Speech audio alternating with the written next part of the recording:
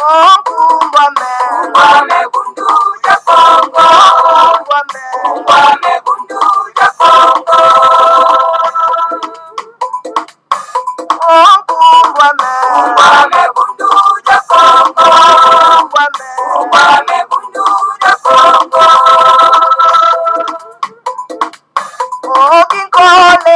Kole kukongo ya mwenika. Kisole ayakila nani mumbande. Mukuluza kanda ya Kongo. Kanda ya Kongo. Ombita kukongo ya mwenika.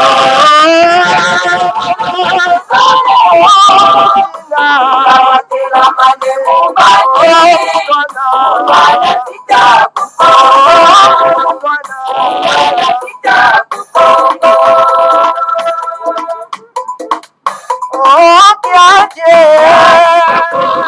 ya mwenika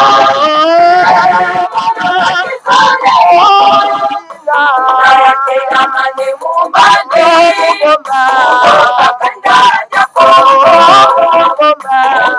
kanda ya Kongo Tombe ya mwenika kisale kila mane mubane tembe kukongo tembe kukongo Kumbame bundu ya Kongo. Kumbame bundu ya Kongo. Kumbame bundu ya Kongo. Kumbame bundu ya Kongo. Kumbame bundu ya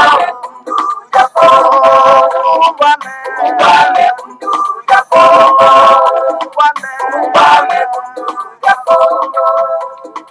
Mantondo mingi bama batata bandeko balandi ya Congo bololo Kumbame bundu dia Congo bama batata bandeko en tout cas tala biso wana toye lisusu na après-midi ya lelo bama batata bandeko balandi ya Congo bololo lelo ezali ya solo na en tout cas mokolo mwa misato ya mposo mokolo mwa motoba ya sanza ya zomi na moko mobo ya koto mibale na zomi na libwa tokomi bongo na ngonga ya zomi na mitano na miniti motoba elingi koloba ete ngonga misato na miniti motoba ya sima ya nzanga ala bama batata bandeko balandi ya Congo bololo esengo mingi ya kozala na bino na okwala lelo na après-midi ya lelo ezali wa bino mbuta bopelo bobala elingi koloba malamu koloba lelo toye bama batata bandeko tokokana no solo pena en tout cas bon momesa no kosolola pamba te tozali na Congo die to liboso na mesa na liboso na biso likolo na mesa Congo die to plutôt écrit par les grands maîtres fondants semi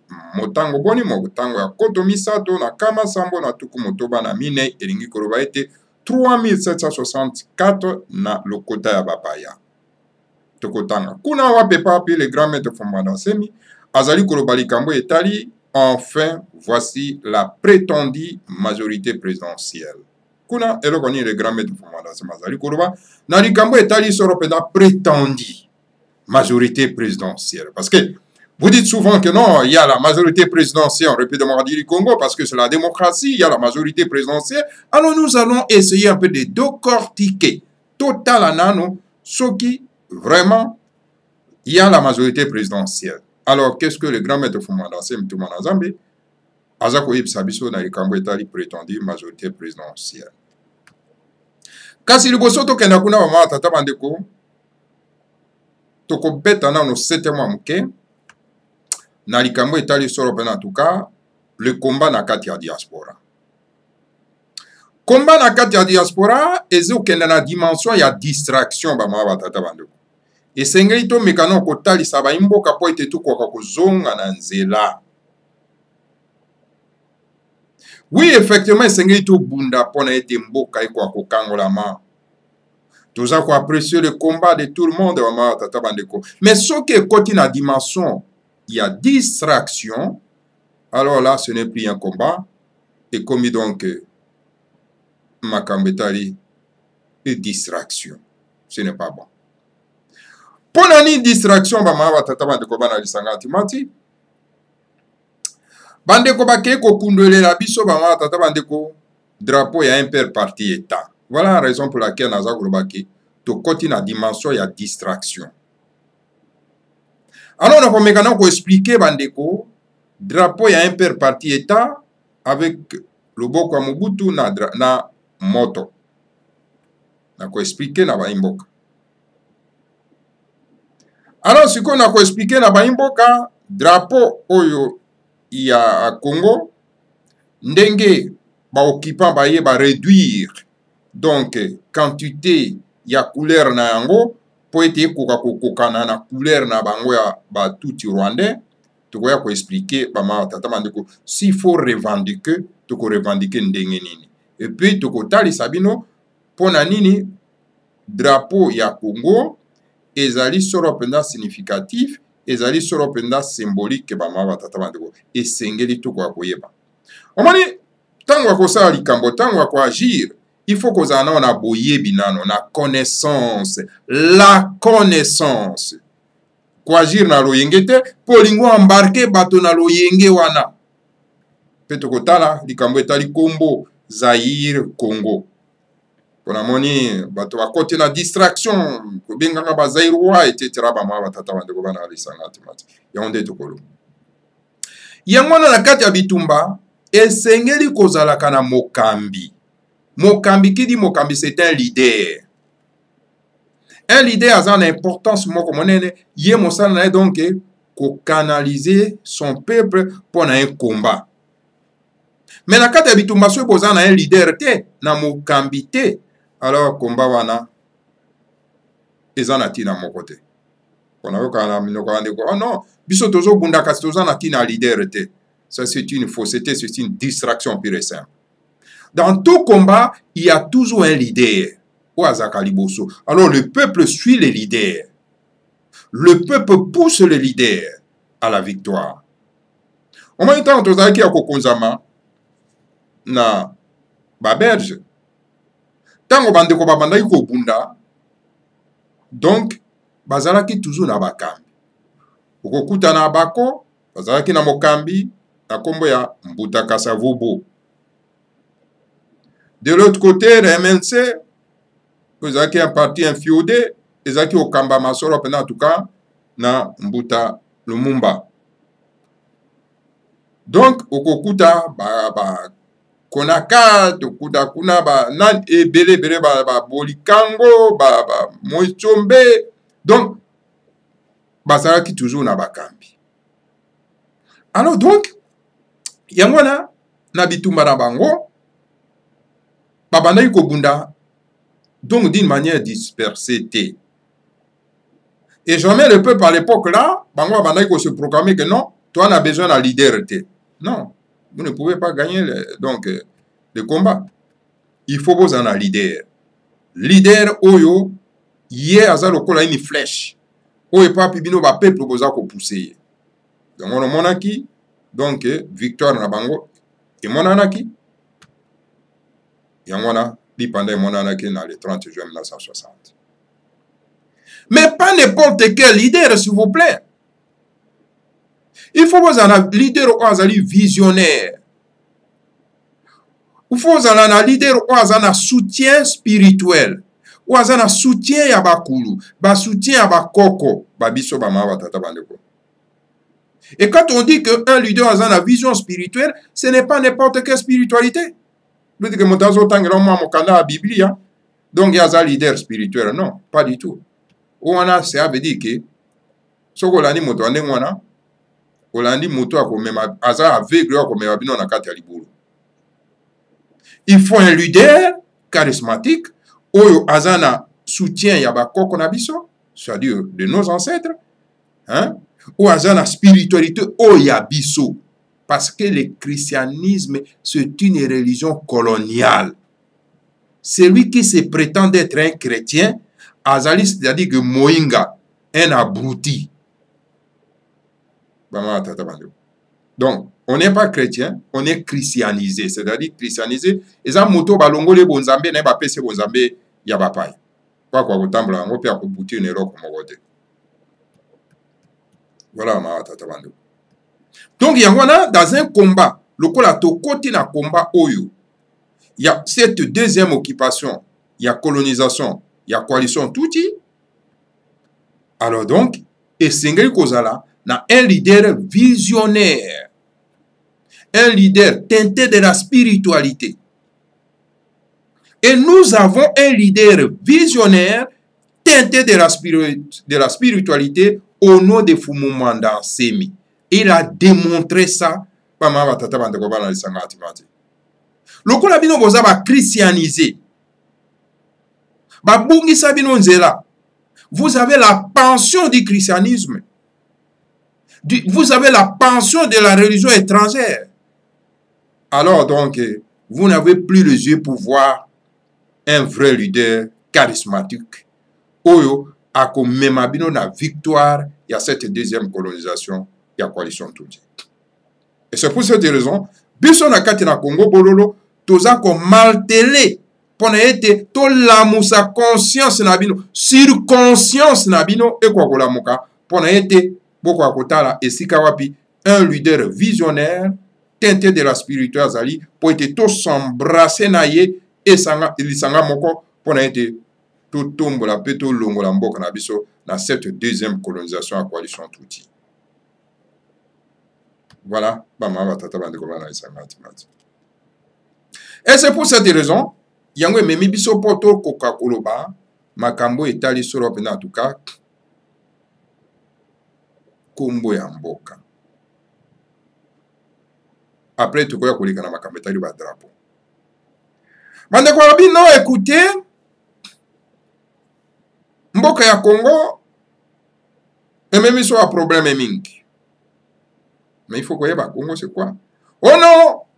Bah, tu vas continuer la distraction, il y a Zaïre. Autre ça, bah, Zaïrois.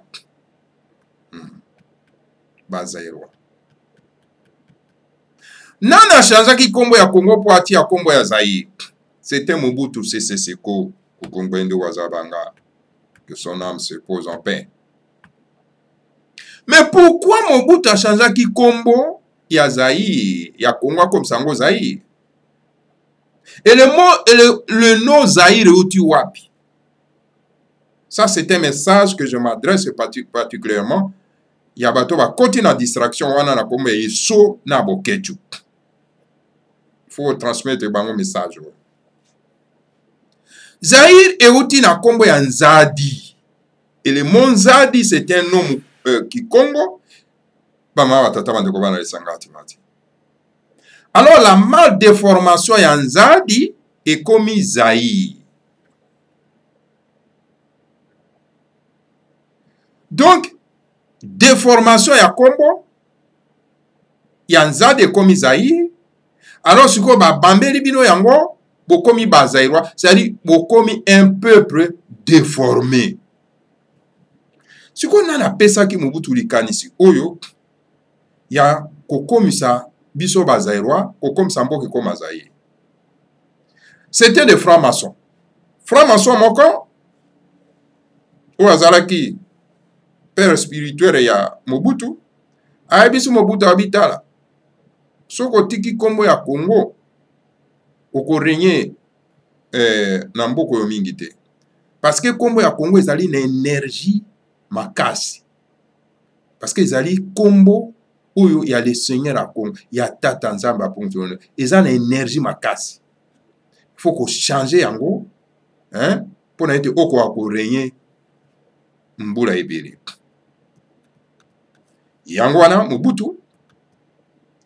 azalaki obligé à changer siko kombo ya Congo akomisa yango Zaire alongola biso bakongola akomisa biso bazairois po siko tobunga très bien po ete akoka solo mpena en tout cas kodomine sur biso et ce qui a été fait pama tata bandeko.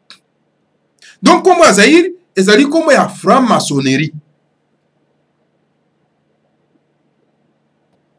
Et c'est pour cette raison on était dominé d'une manière en tout cas insupportable pama tata bandeko.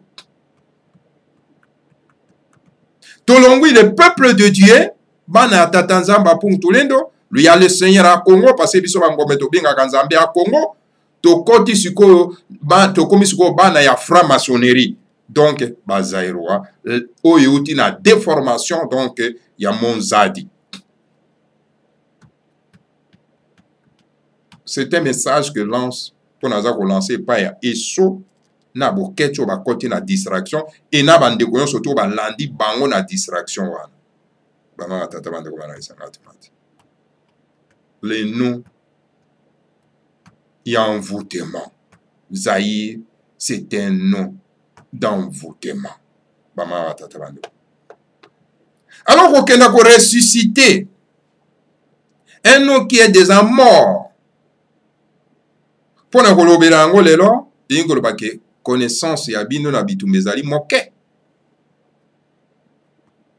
Alors c'est pour ça que j'exhorte nos pas bande ko na biso o bazana boanya pe mayele ba mboate pa wana ya distraction wana te ba mata ta bande ko ya komi benga na kombo ya franc-maçonnerie. Voilà la raison pour laquelle que Mobutu avait changé les noms, parce qu'il avait peur du nom du Congo qui est le nom de Dieu. Parce que il fallait qu'on change kombo wana pour na ete ba maguye ko kako salema. Dictature est régnée. Mama tata bande ko bana isangati mati. Sikoyo bakele musika wabino écoutez, il faut pas qu'on change drapeau ya Congo. Ba ko changer, ay ko changer pe drapeau. Azui drapeau ya impère comme sikoyo drapeau ya mboka. Parce que le col a bobungi, olongi le peuple de Dieu, bokomi le peuple à franc-maçonnerie. Alors donc, il fallait pas qu'on change en emblème. Emblème wana ezali pona ke epepaka po domina kabino. Alors donc voilà, nini drapeau, il y a un père parti état. Donc couleur verte. Na katika dati roboko na ye pe asimbi moto. Moto ezali pona nini? Pona kotumba. Le jour que moi je partirai na kotumba mboka oyo. Mokonga na kokenda na kotumba mboka oyo. Yango na Mobutu bana kolobaki sima na ngai ekozala déluge. Donc sima na ngai ekozala déluge. C'est pas pour lui dire ça. C'est pas lui alobaki yango. C'est pour ça ki moto wana na drapeau moto eza kopela potanga kokenda kotumba. Bama tata bandeko. Oyo nyonso ya asalaki ekoa kozika. Esengeli ba isona baboketu ba comprendre ka makambo bama tata bandeko. Faut vous comprendre ka makambo. Alors ce qu'on soit drapeau oya Congo. Oui, effectivement, bon a raison ya ko s'opposer na drapeau oyo ya Congo actuel. Mais ce qui qu'on revendique, et c'est revendiquer d'une manière correcte, d'une manière juste, bandeko. C'est-à-dire que, kolongo la drapeau oyo, la domination, ya coalition tout nango, c'est-à-dire, bango basalini, ba réduire langue ya couleur bleue. Ok, couleur na biso ya drapeau na biso ezali la bleu, ezali ya bleu foncé. Donc, motion surtout, et c'est un la drapeau, à ça la drapeau, il y a bleu ciel été, à ça il y a bleu foncé.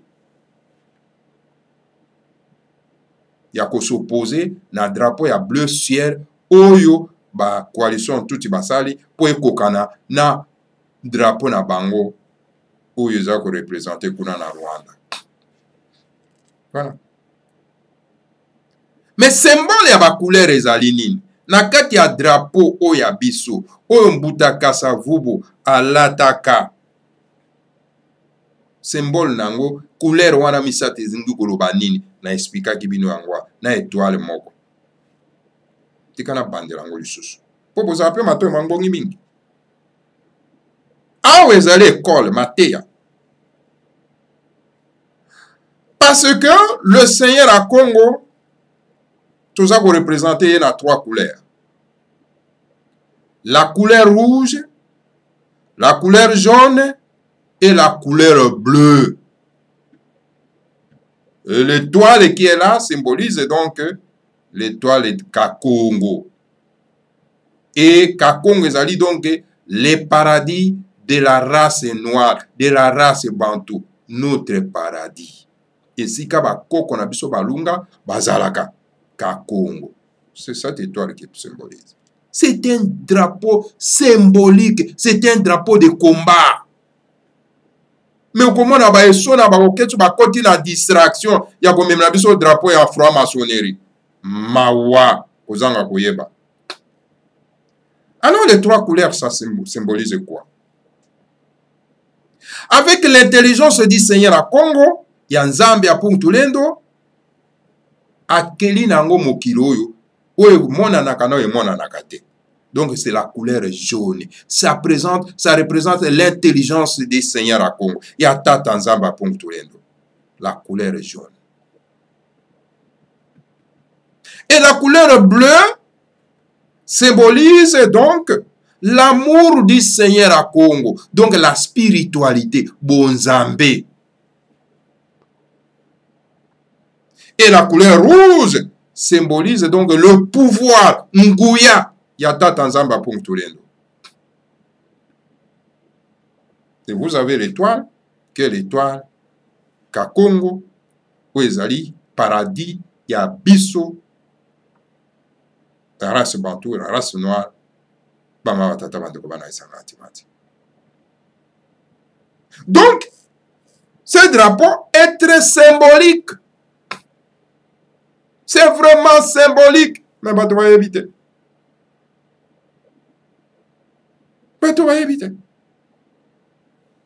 Donc par l'intelligence du Seigneur à Congo a créé nango biloko nyonso tout ya mokili, a créé nango biloko ezali komona na te par son intelligence na mayele na ye na bwanya na ye akeli mokili oyo zoko symboliser yango na couleur jaune. Couleur bleue, ils ont symbolisé le bleu foncé. Je ne dis pas le bleu ciel. Le bleu foncé symbolise donc l'amour du Seigneur à Congo. La spiritualité bonzambe.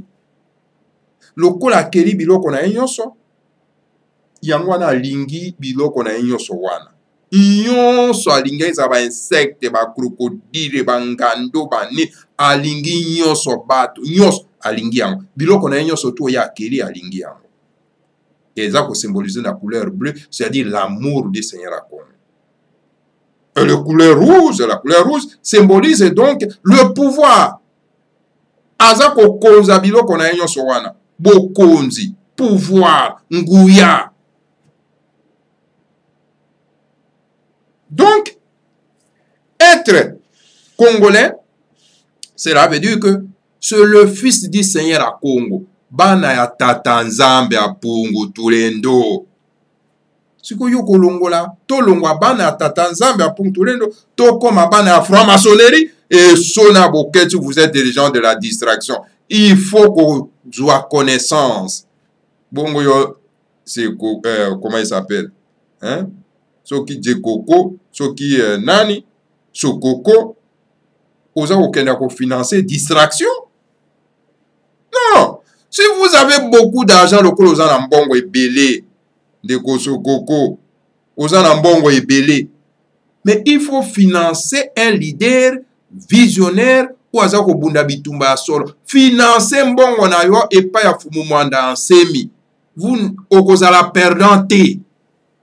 c'est lui qui est le seul visionnaire pour na bitumba oyo etali deuxième colonisation ya coalition tout du Rwanda.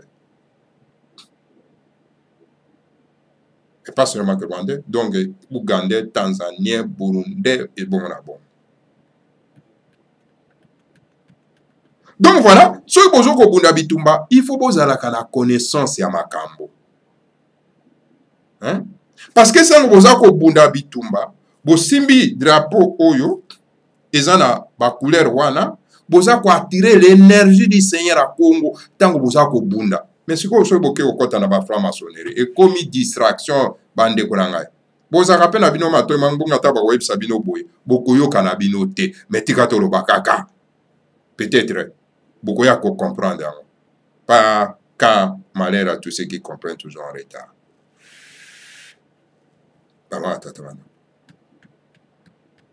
Donc voilà, il ne faudrait pas qu'on transforme le combat. Donc à celui, il y a distraction. Et puis tant qu'on va agir, il faut en connaissance que tout n'a. Tout ça, un grand leader, na kati mboka, na komba fumanda semi.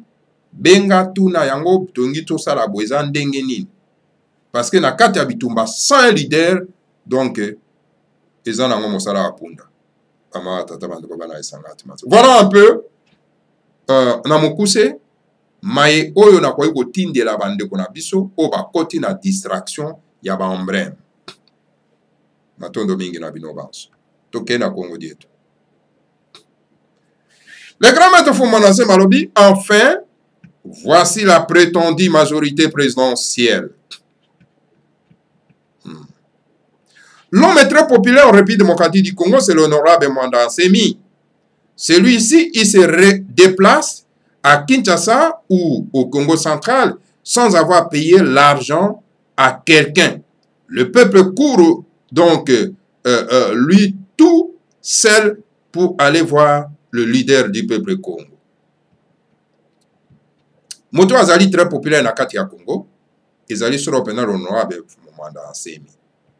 Yango wana omoni tango aza ko se déplacer na Congo de Akati po ete akoka kokenda kotala baimboka, donc bato balandaka ye sans ke akoka kofuta bango mosolo.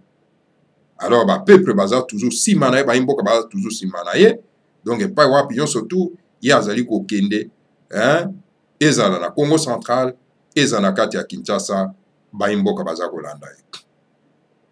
En tout cas, lui ne paye aucun sou. Au contraire, pour son meeting, il blâme parfois le peuple qui reconnaît ses torts et qui lui reste très reconnaissant. Par contre, pour attirer la foule dans ces meetings, les PPRD, les partis du peuple rwandais pour la démocratie, du président Hippolyte Kanambe alias José Kabila, alors donc paie l'argent qui puise plutôt dans les trésors publics de la République démocratique du Congo. En tout cas, le grand maître Foumanase m'a foutu un bon côté pour que Batoua Kwakolanda. Ce que za kosala meeting na ye aza ko blâmer même bato yo baza na faute na mbeba. Et puis baza kotika toujours reconnaissant na ye. Par contre, pour na ko attirer ba foule ko benga solo pena en tout cas ba imboka ba ko kolanda ye ba ko kolanda ba mosusu. Donc bato yo ya PPRD ya Hippolyte Kanambe alias Kabila bakosala ni bafutaka peuple mbongo po ete bakwa kokende na mitingi ya PPRD. Et mbongo wana baza kozwa ngwapi na kati ya trésor public, na kati ya libenga ya l'État. En tout cas, les Bakongo, les Baluba, les Bangala considèrent le PPRD comme étant les partis politiques des Baswahili pro-rwandais. Ainsi, le peuple congolais de l'Est n'aime pas du tout le PPRD, le parti du président Hippolyte Kanambe alias José Kabila. En tout cas, Bakongo, Baluba, Bangala, Bango bazako considérer vraiment PPRD lokola parti politique ya Baswahili pro-rwandais. Yango en tout cas, le peuple congolais dans l'Est, balinga kata mukete PPR2 les partis yanani ya Hippolyte Kanambe alias Joseph Kabila mwana tutu Rwandais bopaya. Ce parti n'a jamais gagné les élections en République démocratique du Congo, mais par la fraude, ils ont fabriqué une fausse majorité qu'on appelle la majorité présidentielle. C'est du bouffe et du bluff. Parce qu'en réalité, c'est plutôt la minorité présidentielle. Comment on pas toi, non? Et tikara ko gagner ko longa tama pona mata mokolo mokote. Bama tata. Et ezali kaka na kanyaka pe ko fabriquer majorité à lokuta o ba bengi yango majorité présidentielle. En tout cas, ezali lokuta monene. Donc, et plutôt ezana yango minorité présidentielle. Aux dernières élections de l'ANP qui est devenu donc LFCC, ces fameux regroupements du président Hippolyte Kanambe Alozo Kabila a fait que nommer des gens. Hippolyte Kanambe a fait que nommer les gens qui n'ont pas été élus par le peuple. Ils ont nommé les gens et maintenant, ces fameux regroupements qui prétendent avoir tout à dire dans ces pays et les Bassois et les pro-rwandais sont devenus très riches suite à la corruption, je vais dire. Suite à la corruption. Donc, dans l'élection au Taïkolekawa, et un peu comme il est FCC, donc, front de cons pour le Congo. Alors donc, regroupement wana, il y a M. Hippolyte Kanambe Alozo Kabila, basalini, bango ba nommé kaka bato. Bazagi même pas eli. Ba nommé na bango bato, ba mama batata bandeko bana lisangati mati. Ko noma kana bango kaka bato. Oyo, bazala ki ba pona bango ata na peuple congolais. Ba nommé bato. Donc, ba tie bango na ba regroupement. Oyo pas bazako se prétendre que non. Bazali majorité présidentielle. Et pourtant, bato wana bango ba nommé na kati ya mboka. Bazana bango donc kaka. Ba soyez pro-rwandais. Et bango wana ba komi ba na mbongo ebele na kati ya mboka na biso. Ba ma tata bando. Car le président Hippolyte Kanambe Alozo Kabila devient de plus en plus riche. En effet, c'est lui qui gère l'argent de l'électricité d'Inga qui vont jusqu'en Afrique du Sud. C'est lui qui gère l'argent du pétrole de Mwanda dans le Congo central. C'est lui qui gère le revenu du scandale géologique de Mbamba Kilenda dans le Congo central, d'où on trouve des cobaltes, du cuivre, l'uranium, du diamant, et de l'or, etc., etc. Donc, ezali Hippolyte Kanambe, Joseph Kabila, mopaya tuti rwandais, oyo donc a commis donc na mosolo ebele. Ezali ye motaza ko gérer soro pena en tout cas, lotiriki ya inga, oyo baza ko teka kuna na Afrique du Sud.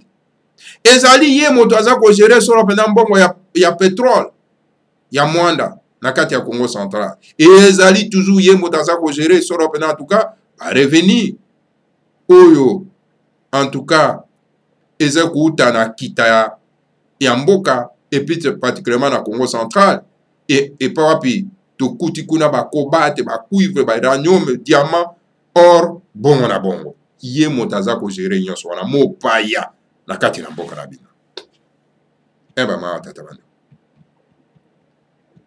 Ce scandale géologique de Mbamba Kilenda, qui fournit des millions de dollars US, c'est lui qui gère tout par le titre de l'autorité morale du FCC, une plateforme où on n'a fait que nommer arbitrairement des gens qui n'ont jamais été élus.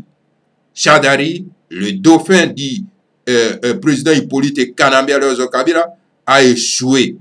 Il est l'ami du traître Matezoro et du grand génocidaire Muyembo Mbachi. Donc, biloko wana nyonso tu misolo wana tu trésor wana nyonso tu donc ya mbamba kilenda oyo ezali kofourni ba millions de dollars ya dollars donc ezali ye kaka moto aza kogere yango donc baza kogere yango aza kogere yango ye moko na titre na ye ya autorité morale ya front de con pour le Congo. Donc ezali plateforme moko bamama batata bandeko oyo baza konome bato arbitrairement sans que bazala choisi par le peuple congolais. Dauphin Naye Chadari, Dauphin Hippolyte Kanambe a échoué na maponami. Alonga ki na maponami te. Azali ami a traite Matezoro na grand génocidaire Mbati. Ni Matezoro ni Mbati, ni Chadari n'ont jamais été élus par le peuple congolais, mais ils sont membres du FCC. Mais nous, les démocrates congolais, nous savons que la démocratie, c'est le respect de la volonté du peuple. Alors, bien, ezala Matezoro, ezala Mbati, ezala Chadari. Donc, batikala jamais kolonga maponami. Peuple atika jamais kopona bango. Kasi, bango surtout bazali membre ya FCC. Kasi, biso ba démocrate congolais. Toyebi ke démocratie ezali donc le respect ya volonté ya baimboka. Respect botosi ya baimboka. Pour les élections passées, le peuple congolais est allé pour punir la majorité présidentielle. Curieusement, on nous présente une fausse majorité où on a nommé les Baswahili pro-rwandais. Est-ce que la Belgique et les ISA sont d'accord avec toute cette mascarade? En tout cas, la République démocratique du Congo est donc bipolarisée en Est et l'Ouest. Alors, pour mon ami, outi koleka, le peuple congolais, bakenda ki soro pena bako kopesa soro pena en tout cas mbano na majorité présidentielle. Curieusement, ba ko présenter biso une fausse majorité oyo pa ba nommer ba Swahili pro-rwandais. Est-ce que vraiment Belgique, la Belgique, na États-Unis d'Amérique, baza d'accord na balokuta oyo? En tout cas, la République démocratique du Congo et Kabwani Soropena habité ni mibale, Est et Ouest. Donc, l'Ouest est composé de Bakongo, de Baluba et de Bangala. L'Est est composé de Baswahili pro-rwandais qui sont tous des lumumbistes. Comme la mésentente entre l'Est et l'Ouest est totale et que la République démocratique du Congo est aussi vaste que toute l'Europe, nous demandons à l'ONU, la Belgique et les États-Unis d'Amérique de diviser la République démocratique du Congo en deux parties, en deux pays souverains. Le Congo ouest est composé de Congo, Baluba, Bangala. Est est composé de Baswahili pro-rwandais parce que Bango Rwandais va dominer na Rwandais. Oyo donc Bango tout bazali balumumbiste. Lokola mes attentes ezali boyoka ezali te entre l'est et l'ouest. Alors donc la République démocratique du Congo eza monene koleka Europe mobimba. Alors to senge na ONU, na Organisation des Nations Unies, la Belgique, na ZSA, ba koka soro pena kokabola la République démocratique du Congo na biteni mibale. Le premier pays s'appelle la République fédérale du Congo, capitale Kinshasa. Ce pays se compose de Bakongo, de Baluba et de Bangala, bref, des terres ancestrales des Bantous de l'Ouest. Le deuxième pays s'appelle la République lumumbiste de Lualaba, capitale Lubumbashi. Donc, Eteni Aligoso, tokobenga yango République fédérale du Congo. Donc tokozala na fédéralisme. Alors mboka wana ekozala composé donc na bakongo na baluba na bangala. Donc ezali mabele ya bakoko ya race bantu ya côté à l'ouest. Deuxième partie ya pays ekobenga masoro pena République de Lumumba c'est de Lualaba, capitale nango ekozala Lubumbashi. Parce que botala no bino moko moto lokola Moïse Katumbi. Moïse Katumbi, il n'a rien à voir avec le Congo. Moïse Katumbi, papa Mouyuda, maman zambienne. Alors ba Congolais baza ko courir derrière ye pour akoma mokonzi et pas akoma mokonzi là-bas. Vous ne voyez pas que c'est vraiment la foutaise. Et la constitution Yamboka dit que avant qu'on comme président de la République, et Sengelos a des pères congolais et la maman congolaise. Mais Tala Katumbi, ni père ni mère, azab moto Yamboka wana. Mais Tala ba congolais baza ko courir derrière ye, bazo betere maboko. Vous ne voyez pas que donc vous voulez la domination. Lobi bo betere maboko na Hippolyte Kanambe mwana tuti Rwanda mo paya, boyebe ata isika utute a dominé bino pendant 18 ans. Alors vous voulez encore un autre mopaya à dominer bino, ça ne va pas. Coupez les pieds en deux. Parce que les Noirs et les Arabes du Soudan ne s'attendaient pas. On a divisé ces pays en deux. Le Nord pour les Arabes et le Sud-Soudan pour les Noirs.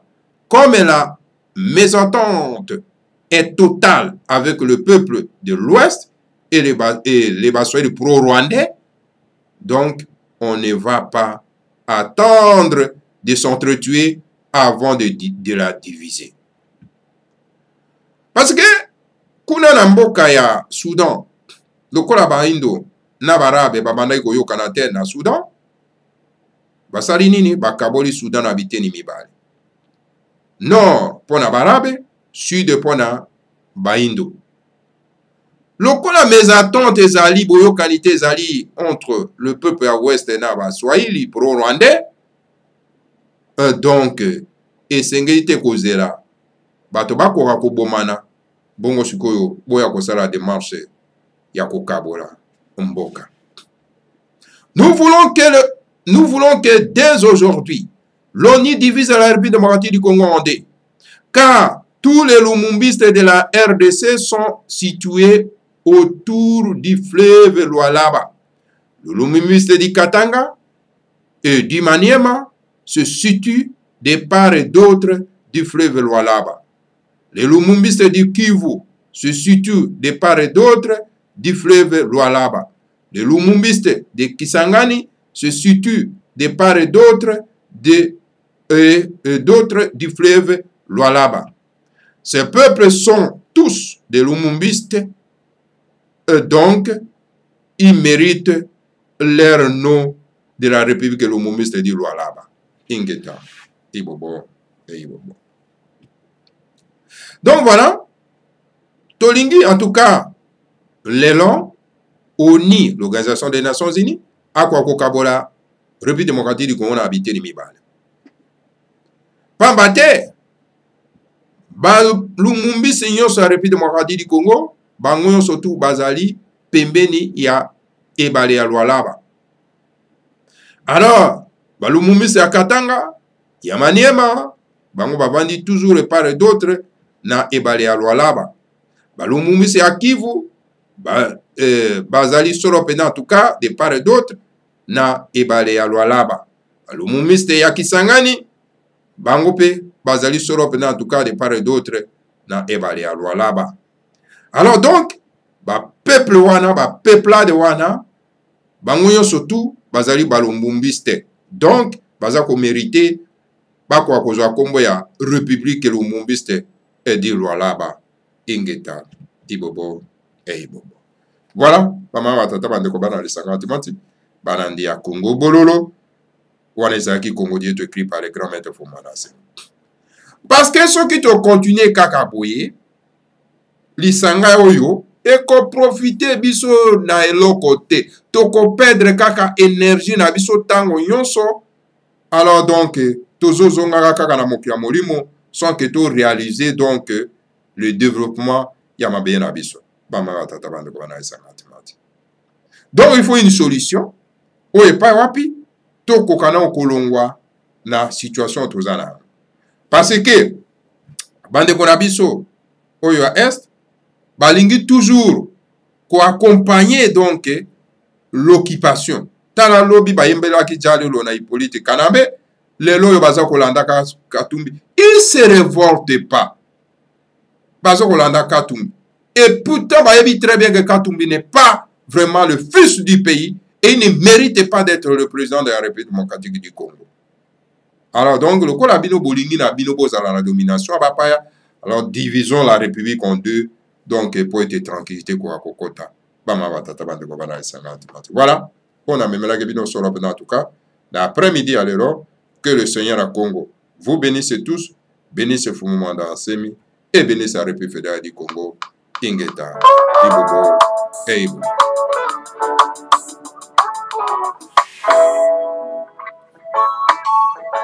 Oh, Tata Nzambia Mukutulelo. Tala kwetu mana Afrika. Asiti luye manema. Yamudangi Tata. Gatu vo yamutafila kana. Vota kumteka ni madana. Visa watululuka. Visa watulilandefi. Visa watulukisa. Kani Afrika. Nina mpasika ka. Tata Nzambia. Tusila lembo. Ukimbawu. Yerikikipa.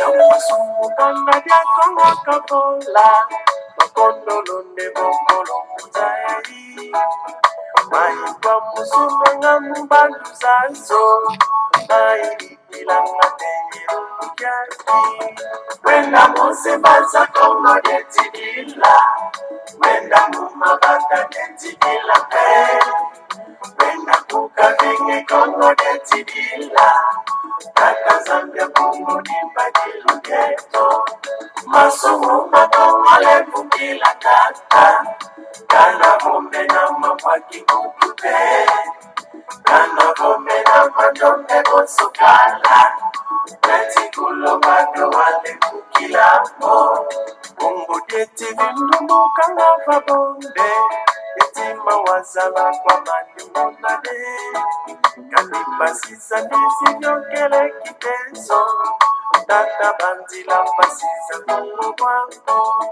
Wenda mose baza Kongo detidila Wenda mumabata detidila Wenda kukabini Kongo detidila Tata Zambia Kongo Dimbadilu Masomo Makongo Levu Kila Tata Kana kumbe na mapaki kutupe Kana kumbe na madombe bonsukala Lati kulomba doane kukila mo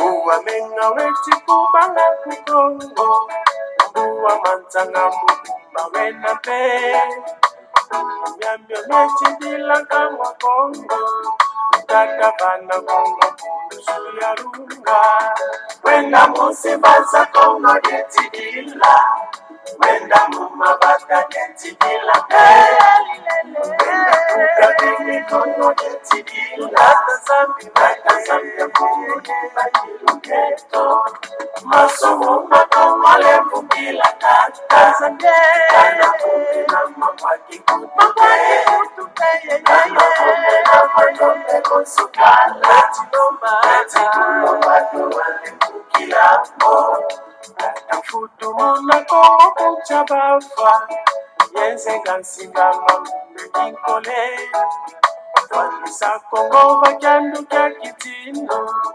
Okitima meto mina bumakana Wenda mose baza Kongo detidila Wenda mumabata detidila Wenda kukabini Kongo detidila Tata Zambia Kongo Dimbadilu Ghetto Masomo Makongo Levu Kila Tata Kana kumbe na mapaki kutupe Kana kumbe na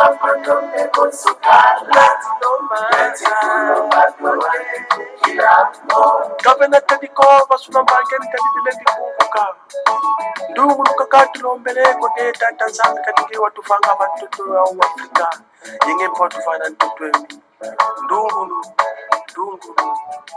nu kabana Afrika.